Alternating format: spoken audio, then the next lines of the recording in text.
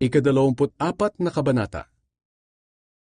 Sinabi ni Jesus ang tungkol sa pagkawasak ng templo. Lumabas si Jesus sa templo at habang naglalakad, nilapitan siya ng mga tagasunod niya at itinuro sa kanya ang mga gusali ng templo. Sinabi ni Jesus, "Tingnan ninyo ang lahat ng iyan. Sinasabi ko sa inyo ang totoo. Magigiba ang lahat ng iyan at walang maiiwang magkapatong na bato." Mga paghihirap at pag-uusig na darating. Habang nakaupo si Jesus sa isang lugar sa bundok ng mga Olibo, lumapit sa kanya ang mga tagasunod niya at nakipag-usap ng sarilinan. Sinabi nila, "Sabihin niyo po sa amin kung kailan mangyayari ang sinabi niyo. At ano po ang mga palatandaan ng muli niyong pagparito at ng katapusan ng mundo?" Sumagot si Jesus, "Mag-ingat kayo upang hindi kayo madaya ni numan. Sapagkat marami ang darating sa aking pangalan, at sasabihing sila ang Kristo, at marami ang kanilang ililigaw. Makakarinig kayo ng mga digmaang malapit sa inyo, at mababalitaan ninyo na may mga digmaan din sa malayo. Ngunit huwag kayo matakot. Kinakailangang mangyari ang mga ito, ngunit hindi pa ito ang katapusan. Sapagkat magdidigmaan ang mga bansa at ang mga kaharian. Magkakaroon ng tagutom at paglindol sa iba't ibang lugar. Ang lahat ng ito'y pasimula pa lang ng mga paghihirap na darating.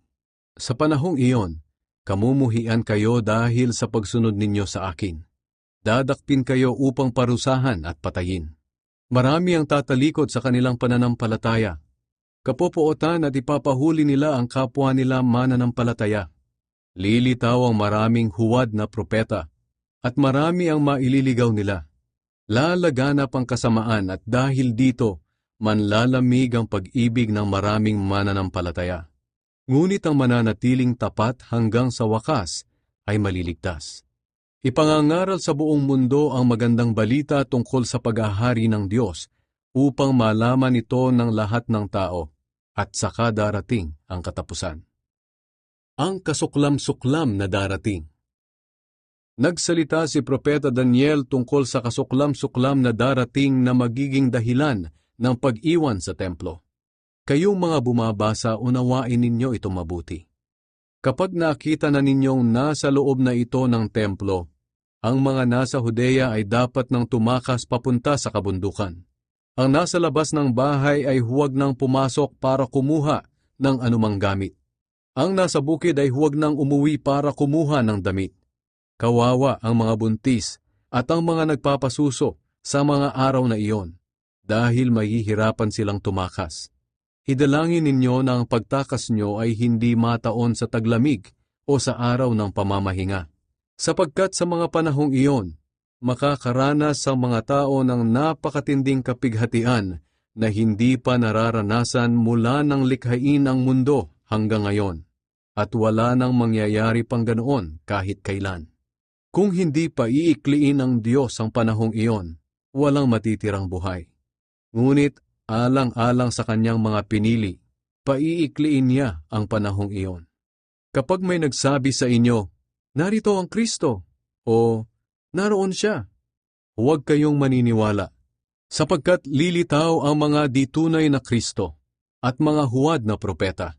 Magpapakita sila ng mga kagilagilalas na himala at kababalaghan, upang malinlang kung maaari, pati ang mga pinili ng Diyos. Tandaan ninyo ang mga ito.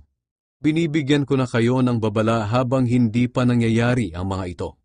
Kaya kung may magsabi sa inyo, "Naroon ang Kristo sa ilang," huwag kayong pupunta roon. At kung may magsabing, "Nariyan siya sa silid," huwag kayong maniniwala.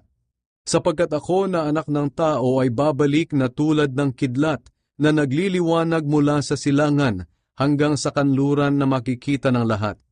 May kasabihan na, kung saan may bangkay, doon nag-uumpukan ang mga buitre. Ang pagbabalik ni Jesus sa mundo. Pagkatapos ng mga araw na iyon ng matinding kahirapan, magdidilim ang araw, hindi na magliliwanag ang buwan, at mahuhulog ang mga bituin mula sa langit. Ang mga bagay sa kalawakan ay mayayanig at mawawala sa kani-kanilang landas. Pagkatapos, makikita sa langit ang tanda ng aking pagbabalik.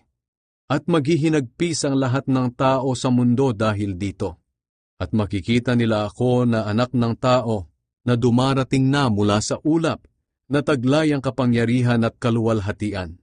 Sa malakas na tunog ng trumpeta ay papadala ko ang aking mga anghel sa lahat ng lugar sa mundo upang tipunin ang aking mga pinili. Ang aral mula sa puno ng igos. Unawain ninyo ang aral na ito mula sa puno ng igos. Kapag nagkakadahon na ang mga sanga nito, alam ninyong malapit na ang tag-init. Ganoon din naman, kapag nakita ninyong nangyayari na ang lahat ng sinasabi kong ito sa inyo, malalaman ninyong malapit na akong dumating. Sinasabi ko sa inyo ang totoo, matutupad ang lahat ng ito bago mawala ang henerasyong ito. Ang langit at ang lupa ay maglalaho, ngunit ang mga salita ko ay mananatili magpakailanman. Walang taong nakakaalam kung kailan babalik si Jesus. Tungkol sa araw o oras ng aking pagbabalik, walang nakakaalam nito, kahit ang mga anghel sa langit o ako mismo na anak ng Diyos. Ang Ama lang ang nakakaalam nito. Kung ano ang mga ginawa ng mga tao noong kapanahunan ni Noe, ay ganoon din ang gagawin ng mga tao sa pagdating ko na anak ng tao.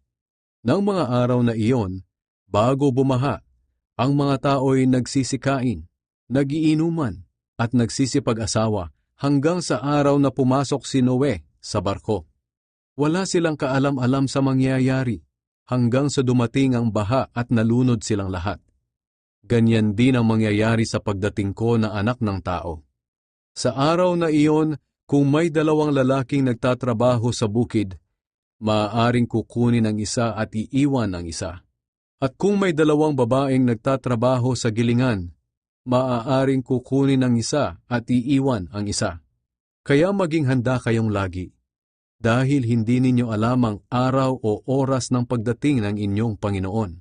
Tandaan ninyo ito, kung alam ng isang tao kung anong oras sa gabi darating ang magnanakaw, magbabantay siya at hindi niya hahayaang pasukin ng magnanakaw ang kanyang bahay. Kaya maging handa rin kayo, dahil ako na anak ng tao ay darating sa oras na hindi ninyo inaasahan. Ang tapat at hindi tapat na utusan. Ang tapat at matalinong alipin ang siyang pinamamahala ng kanyang amo sa mga kapwa niya alipin. Siya ang nagbibigay sa kanila ng pagkain nila sa tamang oras. Mapalad ang aliping iyon kapag nadatnan siya ng amo niya na gumagawa ng kanyang tungkulin. Sinasabi ko sa inyo ang totoo, pamamahalain siya ng kanyang amo sa lahat ng mga ari-arian nito. Ngunit kawawa ang masamang alipin na nag-aakalang matatagalan pa ang pagbabalik ng kanyang amo. Kaya habang wala ang kanyang amo, ay pagmamalupitan niya ang ibang mga utusan. Makikisalo at makikipag-inuman sa mga lasenggo. Darating ang kanyang amo sa araw o oras na hindi niya inaasahan, at parurusahan siya ng matindi. Isasama siya sa mga mapagkunwari, at doon ay iiyak siya at magngangalit ang kanyang ngipin.